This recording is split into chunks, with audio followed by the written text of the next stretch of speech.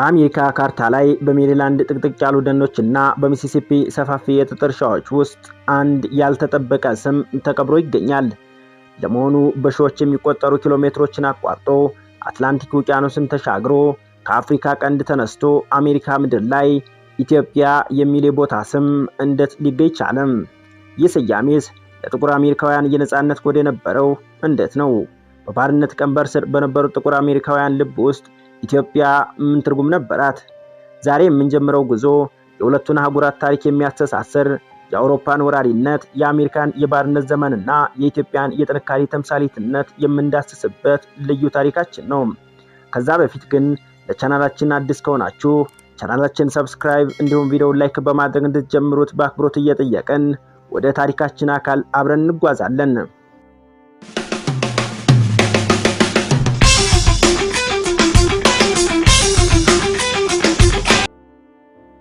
ጥንታውያን ግሪኮች አፍሪካን ኢትዮጵያ ብለው ሲጠሯት ለነሱ የነበረው ትርጉም በፀሐይ የተቃጠለ ፊት ያላቸው ሰዎች ምድር ማለት ነበር።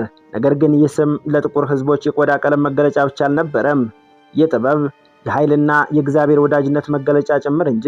ኢትዮጵያ እጆቿን ወደ እግዚአብሔር ትዘረጋለች በሚል ቃል በመጽሐፍ ቅዱስ በመዝሙር 68 ቁጥር 31 ላይ የተጻፈው ጥቅስ በዚያ ዘመን በአሜሪካ የጥጥ እርሻ ውስጥ በባርነት ለሚማቀቁ የጥቁር ሕዝብ የተስፋ ብርሃናቸው ነበር።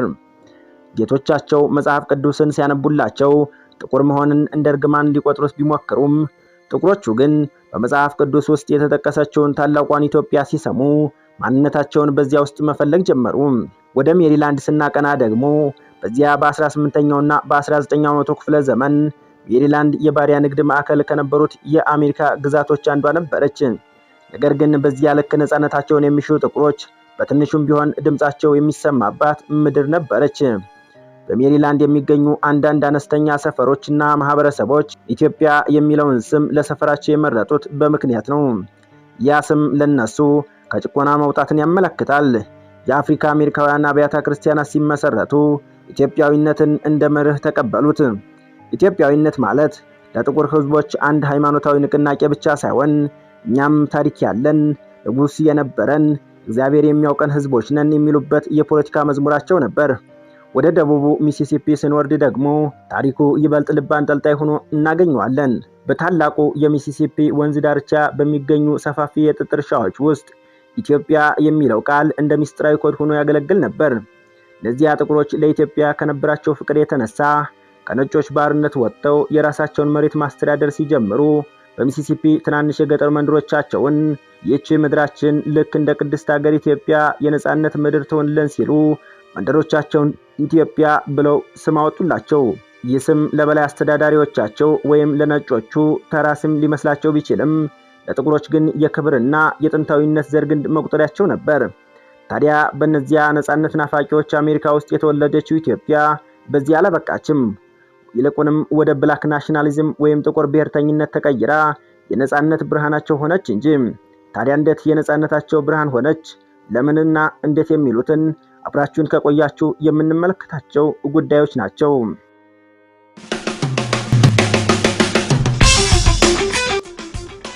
እንደ ኢትዮጵያ አቆጣጠር በ1896 ዓ.ም ዓለም በአውሮፓ ቅኝ ግዛት ስር ወደቀች። አፍሪካም እንደ ዳቦ ተቆርሳ ለአውሮፓውያን ሀያላን እየታደለች ነበር። ነገር ግን ከአፍሪካ ቀንድ አንድ አስገራሚ ዜና ተሰማ። የኢጣሊያ ጦር በአድዋ ተራሮች ላይ በኢትዮጵያውያን ድል ተመታ። ይህ ዜና አትላንቲክን አቋርጦ ሜሪላንድና ሚሲሲፒ ሲደርስ ለጥቁር አሜሪካውያን ተራ የጦርነት ወሬ አልነበረም። ጥቁር ማሸነፍ ይችላል የሚል የስነ ልቦና የበላይነትና የትንሣኤ አዋጅ ነበር እንጂ። በሜሪላንድ ግዛት ውስጥ የሚገኙ ጥቁር ምሁራንና የሃይማኖት አባቶች ኢትዮጵያ የሚለውን ቃል ከመጽሐፍ ቅዱስ አውጥተው ወደ አደባባይ አወጡት። በወቅቱ በነበረው የጂም ክሮም ሕግ የሚሰቃዩ ጥቁሮች የራሳቸውን ከተሞችና መንደሮች ኢትዮጵያ እያሉ መጥራታቸውንና መሰየማቸውን ቀጠሉበት። በሚሲሲፒ ግዛት ውስጥ ደግሞ ታሪኩ የበለጠ ስር የሰደደ ነበር። እነዚያ ጥቁር ገበሬዎች የኢትዮጵያን ባንዲራ ቀለማት አረንጓዴ፣ ቢጫ፣ ቀይ ባያውቁትም እንኳ ኢትዮጵያ የሚለውን ስም የእግዚአብሔር ምድር እንደሆነ ያምኑ ነበር። እንደ ሜሪላንድ ሁሉ በሚሲሲፒ አንዳንድ አነስተኛ ጥቁር መንደሮች ኢትዮጵያ ተብለው የተሰየሙት ነጮች በገነቡት ከተማ ውስጥ መገፋትን ሽሽት ነበር። ለእነሱ ኢትዮጵያ ማለት ወደ አፍሪካ መመለስ ብቻ ሳይሆን በገዛ መሬታቸው ላይ የኢትዮጵያን አይነት ነፃ የሆነች ምድር መገንባት ነበር። ኢትዮጵያ በነጮች ላይ ድል ተቀዳጅታ የነፃነት ችቦዋን ስታቀጣጥል አውሮፓ የጥቁርን ሕዝብ የበላይነት በመፍራት ኢትዮጵያን ልዩ አፍሪካዊት በማለት ከሌላው ለመነጠር ሞከረች። በሜሪላንድ እና በሚሲሲፒ የሚኖሩ ጥቁሮች ግን አውሮፓውያን የፈጠሩትን ልዩነት አልተቀበሉትም። ይልቁንም ኢትዮጵያ የኛ ናት፣ እኛም ኢትዮጵያውያን እናሉ እንጂ። ይህ ንቅናቄ ፓን አፍሪካኒዝም ተብሎ የሚጠራውን ታላቅ ዓለም አቀፍ እንቅስቃሴ መሰረትን ጣለ። በሜሪላንድ ጎዳናዎች ላይ የሚሰሙ ግጥሞች ኢትዮጵያ የሚል ስኒ ነበራቸው። የአድዋ ድል በሜሪላንድ እና በሚሲሲፒ ውስጥ የኢትዮጵያን ስም በወርቅ ቀለም እንዲቀረጽ አደረገ። ነገር ግን ታሪኩ በዚህ አላበቃም። በ1919 እና በ1920ዎቹ መጀመሪያ ላይ ዓለም ገና ከአንደኛው የዓለም ጦርነት ማገገሟ ነበር። በዚያ ወቅት ነበር አንድ ታላቅ ክስተት የተከሰተው። የኢትዮጵያ መንግስት ከፍተኛ ልዑካን ቡድን ወደ አሜሪካ ኦፊሴላዊ ጉብኝትን አደረገ። ይህ ጉብኝት በሜሪላንድ እና በሚሲሲፒ ለሚኖሩ ጥቁር አሜሪካውያን አንድን ተረት እውን ሆኖ የማየት ያክል ነበር።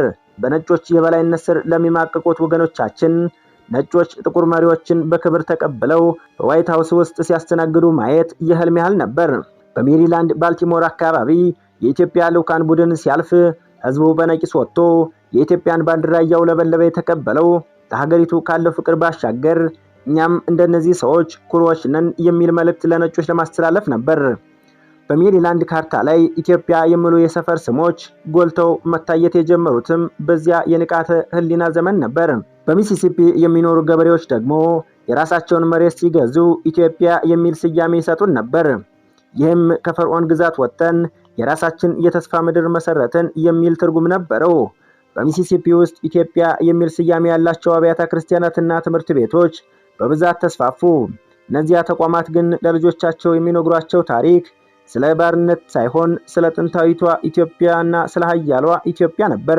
በዚያ ዘመን የነበረው ታላቁ መሪ ማርከስ ጋርቬይ ኢትዮጵያ ሆይ የቅድመ አያቶቻችን ሀገር ኢትዮጵያ ታውላንድ ኦፍ አወር ፋዘር የሚለውን የጥቁሮች ብሔራዊ መዝሙር አወጀ። ይህ መዝሙር በሜሪላንድ አዳራሾችና በሚሲሲፒ እርሻዎች ውስጥ በከፍተኛ ስሜት ይዘመር ነበር። የኢትዮጵያ ስም በአሜሪካ ምድር ላይ በደምና በእምነት ተቀረጸ። ነገር ግን በ1930ዎቹ አጋማሽ ላይ ሌላ ፈተና መጣ። ፋሺስት ኢጣሊያ በድጋሚ ኢትዮጵያን ስትወር ያ በስነ ልቦና ከፍታ ላይ ደርሶ የነበረው ጥቁር ሕዝብ ጭንቅ ውስጥ ገባ።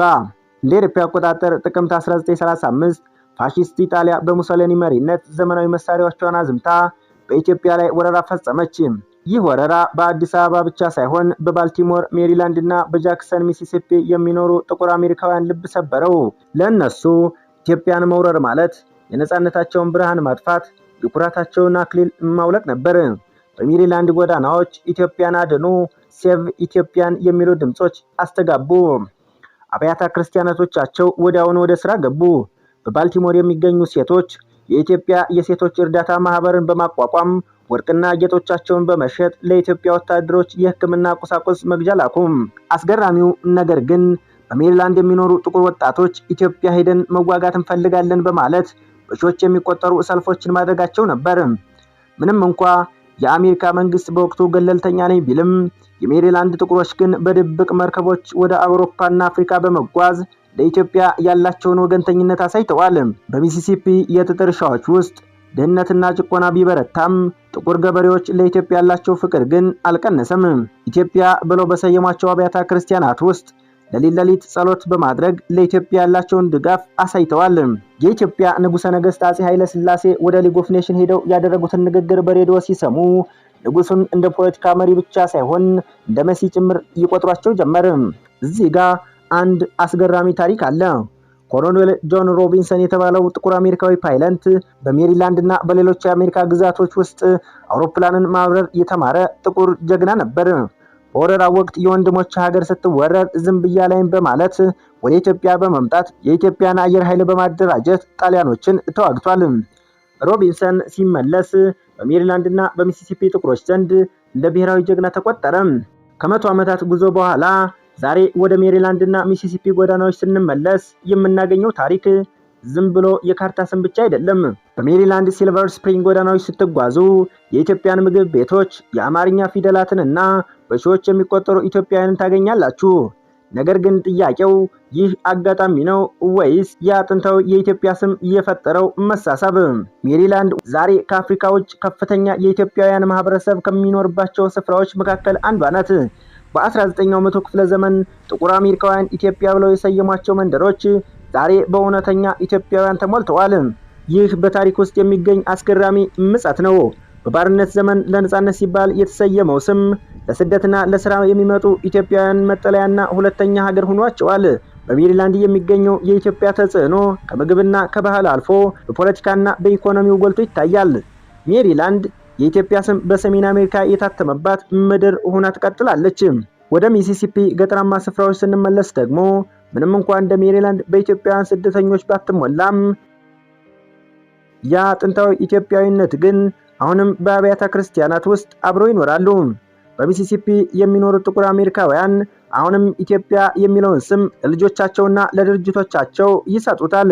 ለነሱ ኢትዮጵያ ማለት የአንድ ሀገር ስም ብቻ ሳይሆን ጥቁር ሕዝብ ፈጽሞ ሊሰበር የማይችል ታላቅ ታሪክ አለው የሚል የዘላለም ቃል ኪዳን ነው። የሚሲሲፒው የኢትዮጵያ ስም በካርታ ላይ ቢደበዝዝም እንኳ በሕዝቡ ስነ ልቦና ውስጥ ግን እንደ ተራራ ጸንቶ ይኖራል። ይህ ዶክመንታሪ ሲጠናቀቅ የምንገነዘበው አንድ እውነት አለ። ኢትዮጵያ የሚለው ስም ከሀገር ስምነት በላይ የሆነ መንፈሳዊ ኃይል አለው። በሜሪላንድና በእነዚህ አሜሪካውያን የታተመው የኢትዮጵያ ስም የጥቁር ሕዝቦች የጋራ የድል ምልክት ነው። ዛሬም ቢሆን አንድ ኢትዮጵያዊ በሜሪላንድ ጎዳናዎች ሲራመድ ወይም አንድ ጥቁር አሜሪካዊ በሚሲሲፒ ቤተክርስቲያናት ውስጥ መዝሙር ሲዘምር ያ የሺህ ዓመታት ትስስር አብሯቸው አለ። በሜሪላንድ አየር ላይ የሚውለበለበው ባንዲራ፣ በሚሲሲፒ ወንዝ ዳርቻ የሚሰማው የነጻነት ዜማና በአድዋ ተራሮች የፈሰሰው ደም ሁሉም አንድ ታሪክ ይናገራሉ። ያ ታሪክም ኢትዮጵያ ይባላል። ቻናላችንን ሰብስክራይብ እንዲሁም ቪዲዮውን ላይክ እንድታደርጉ እየጠየቅኳችሁ የዛሬውን ዶክመንተሪን እዚህ ላይ ያበቃለሁ። በሜሪላንድ እና በሚሲሲፒ የታተመው የኢትዮጵያ ስምና ዝና ግን ለዘላለም በክብር ጸንቶ ይኖራል።